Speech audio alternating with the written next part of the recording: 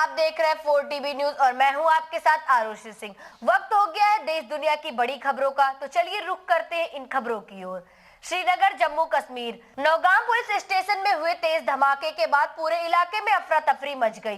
धमाके में घायल लोगों को तुरंत एम्बुलेंस से अस्पताल पहुंचाया गया, जहां डॉक्टरों की टीम लगातार उनका इलाज कर रही है। पुलिस और जांच एजेंसियों ने बताया कि धमाका पुलिस स्टेशन के अंदर हुआ था। शुरुआती जांच में पता चला है कि इस्तेमाल हुआ विस्फोटक बहुत ही अस्थिर और खतरनाक था, इसलिए धमाका ज्यादा घातक साबित हुआ। धमाके के बाद सुरक्षा एजेंसियों ने पूरे इलाके को सील कर दिया है और विस्तृत जांच कर रही है। श्रीनगर नौगामा पुलिस स्टेशन में बड़ा धमाका, 9 की मौत, 30 से ज्यादा घायल। जम्मू कश्मीर कल रात नौगामा पुलिस स्टेशन में एक जोरदार धमाका हुआ। जी हां, इस हादसे में 9 लोगों की मौत हो गई, जबकि 30 से अधिक लोग घायल हो गए। धमाका उस समय हुआ जब पुलिस स्टेशन के अंदर कुछ संदिग्ध सामान की जांच की जा रही थी। धमाके के बाद तुरंत सभी घायलों को अस्पताल पहुंचाया गया। जिन लोगों की मौत हुई है उनकी पहचान अभी नहीं हो पाई है। घटना के बाद सुरक्षा बलों ने पूरे इलाके को सील कर दिया और वहां राहत और बचाव काम शुरू कर दिया है। अधिकारी कह रहे हैं कि धमाके की वजह जानने के लिए गहराई से जांच की जा रही है। नोएडा महिला की सिर कटी लाश मिली, बस ड्राइवर गिरफ्तार। नोएडा उत्तर प्रदेश 6 नवंबर को नोएडा के एक नाले में एक महिला की सिर कटी लाश मिली। इससे पूरे इलाके में सनसनी फैल गई। जी हां, पुलिस जांच में पता चला है कि मृतक का नाम प्रीति यादव है। पुलिस ने इस हत्या के मामले में बस ड्राइवर मोनू सोलंकी को गिरफ्तार कर लिया है। दोनों एक जीन्स फैक्ट्री में काम करते थे और एक दूसरे को जानते थे। पूछताछ में मोनू ने बताया प्रीति उससे उसकी कमाई के पैसे लेती थी और उसे ब्लैकमेल भी कर रही थी। इसी बात से परेशान होकर उसने प्रीति को अपनी बस में बुलाया, उसे पराठे खिलाए और फिर उसकी हत्या कर दी। मोनू ने पहचान छिपाने के लिए प्रीति का सर और हाथ गंडासे से काटकर नाले में फेंक दिया। पुलिस ने आरोपी को गिरफ्तार कर आगे की जांच शुरू कर दी। देहरादून बिहार चुनाव में एनडीए की जीत पर भाजपा मुख्यालय में जश्न। देहरादून उत्तराखंड बिहार विधानसभा चुनाव में एनडीए की बड़ी जीत के बाद देहरादून स्थित भाजपा मुख्यालय में जमकर जश्न मनाया गया। जी हां, भाजपा कार्यकर्ताओं ने ढोल नगाड़ों पर नाचकर और एक दूसरे को मिठाई खिलाकर खुशी जताई। मुख्यालय में माहौल बेहद उत्साहित था। कार्यकर्ताओं का कहना था कि यह जीत जनता के भरोसे और विकास की राजनीति की जीत है। जश्न में भाजपा के कई वरिष्ठ नेता और बड़ी संख्या में कार्यकर्ता मौजूद रहे। जीत की खुशी से उत्तराखंड में भी पार्टी कार्यकर्ता ने नया उत्साह देखा गया और आने वाले कार्यक्रमों के लिए ऊर्जा बढ़ गई है। नरेंद्र मोदी जिंदाबाद जिंदाबाद जिंदाबाद, पुष्कर धामी जिंदाबाद जिंदाबाद जिंदाबाद, पुष्कर धामी जिंदाबाद जिंदाबाद जिंदाबाद। अनुराग ठाकुर बोले 370 हटाकर मोदी जी ने सरदार पटेल का सपना पूरा किया। जी हां, केंद्रीय मंत्री अनुराग ठाकुर ने कहा कि प्रधानमंत्री नरेंद्र मोदी ने जम्मू कश्मीर से अनुच्छेद 370 और 35A हटाकर एक ऐतिहासिक कदम उठाया है। उन्होंने कहा कि सरदार वल्लभ भाई पटेल ने हमेशा एक मजबूत, एकजुट और अखंड भारत का सपना देखा था। मोदी सरकार ने इन अनुच्छेदों को हटाकर उसी सपने को पूरा करने की दिशा में बड़ा काम किया है। ठाकुर ने बताया कि सरदार पटेल भारत की एकता को सबसे ऊपर रखते थे और अब सरकार के इस निर्णय से जम्मू कश्मीर में भी एकता और विकास का रास्ता खुला है। नमक सत्याग्रह हो, भारत छोड़ो आंदोलन हो, इन दोनों में ही बहुत महत्वपूर्ण भूमिका सरदार पटेल ने निभाई। हालांकि वो भारतीय राष्ट्रीय कांग्रेस के एक बड़े नेता थे। आप सोच रहे होंगे मैं कांग्रेस की बात क्यों कर रहा हूं। सच्चाई है, वो भारतीय कांग्रेस के बड़े नेता थे, लेकिन कांग्रेस ने उनको बड़े पद पर नहीं आने दिया। सारे वोट उनके हक में थे, लेकिन नेहरू जी की जगह उनको चुना गया। नेहरू जी के साथ कोई नहीं था, उसके बावजूद भी महात्मा गांधी जी ने नेहरू को चुन लिया। आप कल्पना करो, अगर सरदार पटेल अगर देश के पहले प्रधानमंत्री होते तो देश का नक्शा आज से कई साल पहले कहां होता। हमारे साथ कोरिया ने, उनको भी स्वतंत्रता उस समय मिली। हमारे पास सिंगापुर और बाकी सबको मिली। आज वो डेवलप्ड कंट्रीज है, विकसित देश बन चुके हैं और हम आज भी विकासशील देश हैं। उस समय की नीतियां, और यही नहीं, जवाहरलाल नेहरू जी जब तक देश के प्रधानमंत्री रहे, चीन एक्साइचिन एरिया ले गया, हजारों किलोमीटर भूमि पर अधिग्रहण कर लिया। पाक ऑक्युपाइड कश्मीर नेहरू जी से लेकर इंदिरा जी के समय तक बन गया। अगर उनके जिम्मे ही जम्मू कश्मीर दिया होता तो वो भी पीओके की तरह पाकिस्तान का हिस्सा बन चुका होता। लेकिन सरदार पटेल ने अपने हाथों में जिम्मेदारी ली। जब एक बार तिरंगा झंडा फहराने का काम पंडित नेहरू कर रहे थे, वॉर रूम में बैठकर, कमांड रूम में बैठकर सरदार पटेल लक्षद्वीप को भारत का हिस्सा कैसे बनाए रखना उसकी रणनीति बना रहे थे। जूनागढ़ के निजाम हो, हैदराबाद के निजाम हो या जूनागढ़ के राजा, इन लोगों ने अपना कहा हम स्वतंत्र बनेंगे, पाकिस्तान के मिलेंगे। ऑपरेशन पोलो सरदार पटेल ने चलाया, रणनीति अपनाई। हैदराबाद भी, जूनागढ़ भी, भोपाल भी हो या जम्मू कश्मीर को भी भारत का अभिन्न अंग बनाया। धार्मिक कट्टरता और अवैध कब्जे पर सीएम धामी का सख्त बयान। मुख्यमंत्री पुष्कर धामी ने कहा कि उत्तराखंड की संस्कृति, परंपरा और जमीन की सुरक्षा से किसी तरह का समझौता नहीं किया जाएगा। उन्होंने साफ कहा कि धार्मिक कट्टरता के नाम पर राज्य की सांस्कृतिक पहचान को नुकसान पहुंचाने की कोशिश और राज्य की जमीन पर अवैध कब्जा किसी भी हाल में बर्दाश्त नहीं किया जाएगा। सीएम धामी ने बताया कि सरकार ऐसे मामलों पर सख्त कदम उठाएगी और राज्य की सांस्कृतिक व धार्मिक पहचान की पूरी सुरक्षा की जाएगी। उन्होंने कहा कि कोई भी गलत गतिविधि उत्तराखंड की शांति और अस्मिता को प्रभावित नहीं कर सकती। राज्य में भू कानून लागू करके ये स्पष्ट कर दिया कि देवभूमि में लैंड माफिया 1 इंच भी भूमि पर कब्जा नहीं कर सकते। मैं आज इस मंच के माध्यम से यह भी स्पष्ट कर देना चाहता हूं कि अब उत्तराखंड में किसी भी प्रकार की जिहादी मानसिकता को पनपने नहीं दिया जाएगा, न ही आतंकवाद को बढ़ावा देने वाली पाठशालाएं संचालित होने दी जाएंगी। हमारा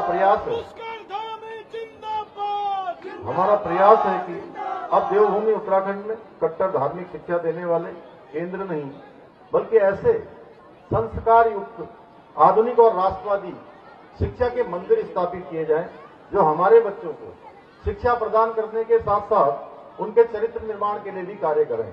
नई दिल्ली। बिहार विधानसभा चुनाव में एनडीए की ऐतिहासिक जीत के बाद प्रधानमंत्री नरेंद्र मोदी ने दिल्ली में बीजेपी मुख्यालय में कार्यकर्ताओं को संबोधित किया। पीएम मोदी ने कहा कि यह जनता और लोकतंत्र की जीत है। उन्होंने चुनाव आयोग की तारीफ की, जिनसे शांतिपूर्ण और निष्पक्ष चुनाव कराया।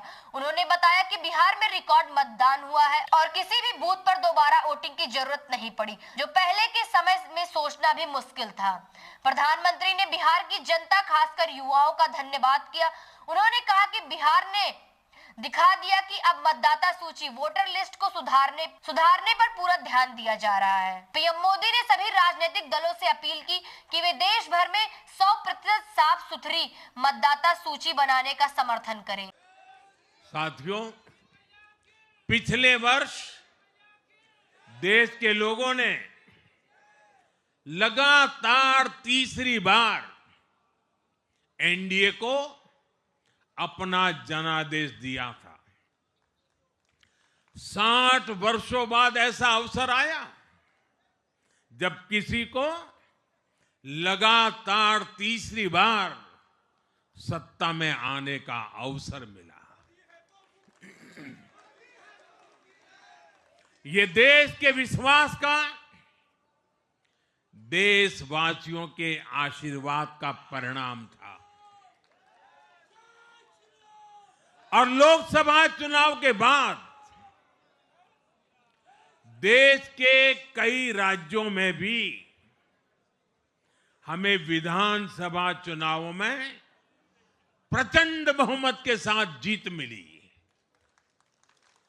जिस हरियाणा की धरती ने जय जवान जय किसान की भावना को आगे बढ़ाया, उस हरियाणा ने हमें लगातार तीसरी बार सेवा का अवसर दिया है। नई दिल्ली। भाजपा के राष्ट्रीय अध्यक्ष जेपी नड्डा ने बिहार विधानसभा चुनाव में मिली बड़ी जीत पर खुशी जताई। उन्होंने कहा कि यह जनादेश दिखाता है कि बिहार की जनता प्रधानमंत्री नरेंद्र मोदी पर पूरा भरोसा करती है। नड्डा ने सभी पार्टी कार्यकर्ताओं की ओर से बिहार की जनता का धन्यवाद किया। नड्डा ने कहा कि लोगों ने विकास और प्रदेश को आगे बढ़ाने वाली राजनीति को खुलकर समर्थन दिया है। महागठबंधन ने बिहार के लोगों का कदम कदम पर अपमान किया। सारे चुनाव प्रक्रिया को देखें तो उन्होंने बिहार के मतदाताओं को अपमानित करने के काम के बजाय और कोई काम नहीं किया। यहां तक कि मोदी जी का विरोध करते करते छठी मैया का भी अपमान करने में पीछे नहीं हटे। यह भी हमको ध्यान में रखना चाहिए। उन्होंने जो हमारे प्रवासी भाई हैं, जो दूर दूर के क्षेत्रों में जाकर के अपनी जीविका के लिए काम करते हैं, उनका भी अपमान किया। और तो और छोड़िए, प्रधानमंत्री जी की दिवंगत माता, उनको भी अपशब्द कहने से गुरेज नहीं किया, उसमें भी उन्होंने कोई कमी नहीं छोड़ी। लेकिन बिहार की जनता ने ऐसी पार्टी को और ऐसे लोगों को मुंह तोड़ जवाब देकर के एक स्पष्ट संदेश दिया है।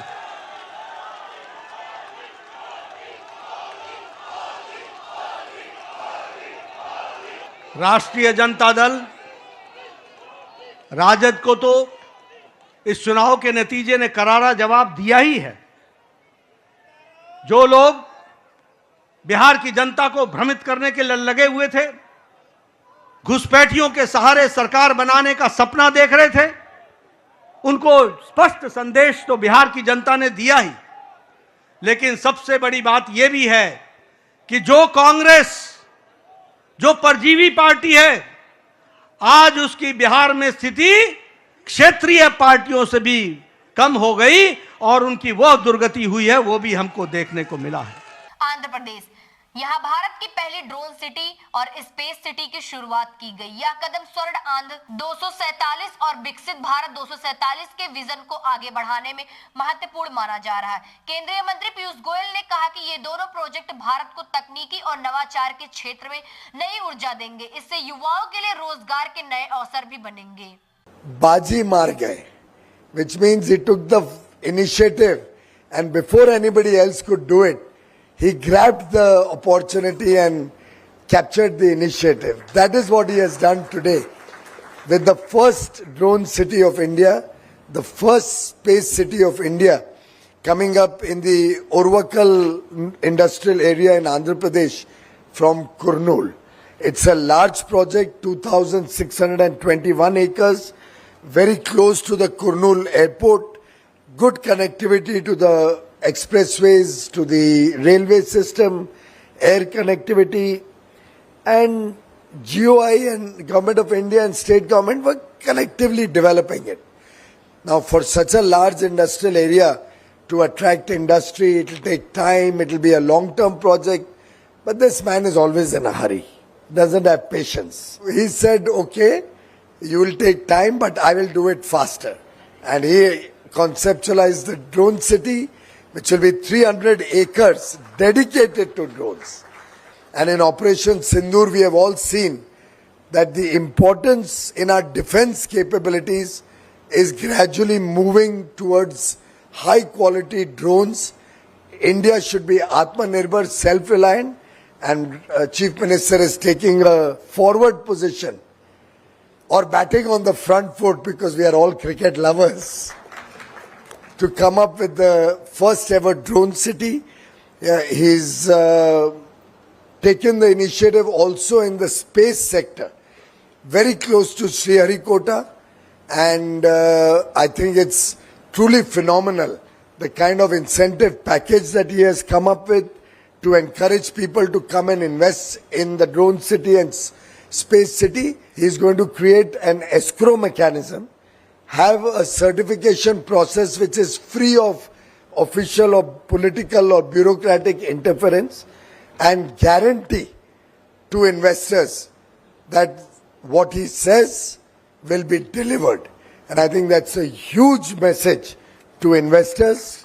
Congratulations, Chandrababu Naidu Garu. I'm sure under your leadership, Prime Minister Narendra Modi's vision, and I'll quote what he had said, "It is my dream that everyone in India should have a smartphone, a drone in every farmer's field, and prosperity in every home." I think this vision of Prime Minister Narendra Modi will surely be fulfilled under the Swarna Andhra 2047 vision, working hand in hand with Prime Minister's Viksit Bharat 2047 vision. तो अभी की bulletin में बस इतना ही। देखते रहिए 4TV news.